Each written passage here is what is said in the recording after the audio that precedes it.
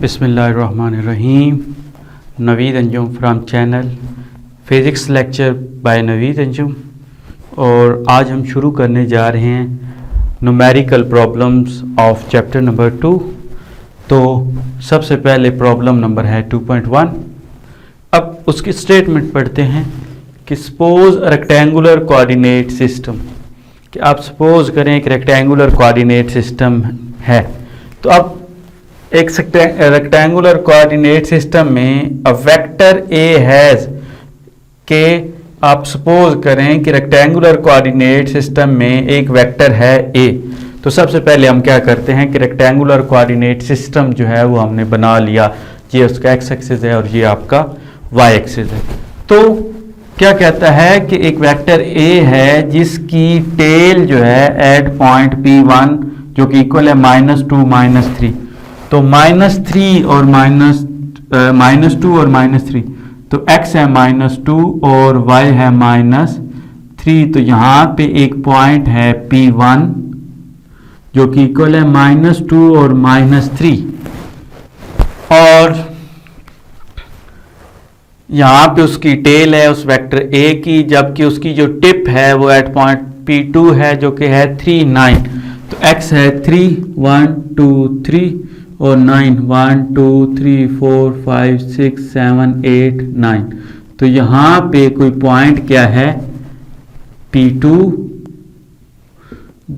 3 9 है। तो अगर वेक्टर को हम ड्रा करें तो ये बन गया वेक्टर जिसकी टेल P1 के ऊपर है और टिप क्या है P2 के, और इस वेक्टर को उसने क्या कह दिया, ए वेक्टर कह दिया।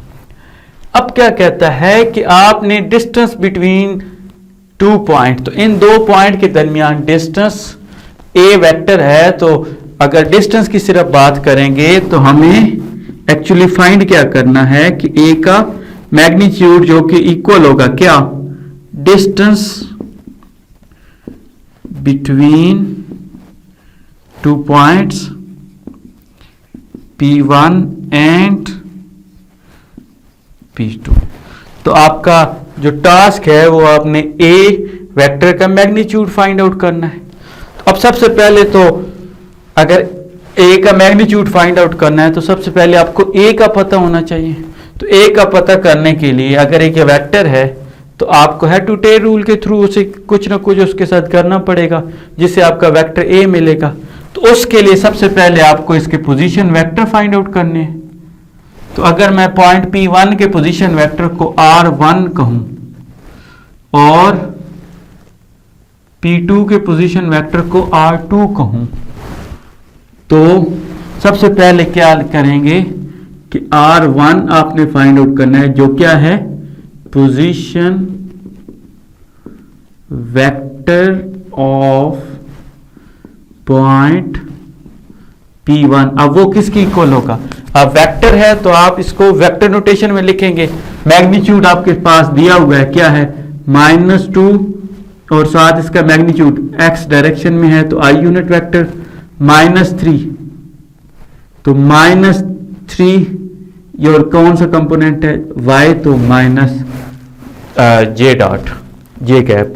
तो अब इसी तरीके से हमें R2 जो कि हमें किसकी इक्वल है, position vector of point P2, और वो किसकी इक्वल है, उसका x कंपोनेंट है 3 जो कि x कंपोनेंट है प्लस 9 है j का कंपोनेंट, तो j कैप। तो अब अगर इसको हम देखें तो a को अगर हमें फाइंड आउट करना है तो लाज़मी बात है ये वेक्टर कहीं से हासिल हुआ है। और अगर मैं इस फिगर को देखूं तो हम by head to tail rule हमें ये पता है कि रिजल्टेंट वेक्टर ऐसा वेक्टर है जिसमें टेल को टेल के साथ और हेड को हेड के साथ जोड़ते हैं। तो ये क्या हो गया, R2 एक ऐसा वेक्टर है जिसमें टेल के साथ टेल और हेड के साथ हेड जोड़ा हुआ है। तो R2 रिजल्टेंट वेक्टर है किन किन का, R1 प्लस a का। तो R2 क्योंकि रिजल्टेंट वेक्टर है और वो रिजल्टेंट वेक्टर 2 या 2 से ज्यादा वेक्टर्स को ऐड करने, तो इसके अंदर 2 वेक्टर हैं R1 और A।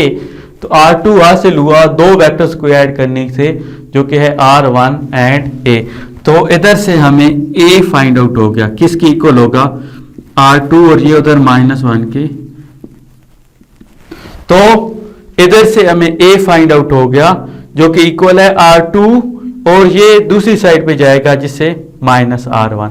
तो अब R2 को अगर मैं लिखूं तो वो किसकी इक्वल है, 3i plus 9j cap minus फार्मूले का, और R1 क्या है, -2i cap minus 3j cap.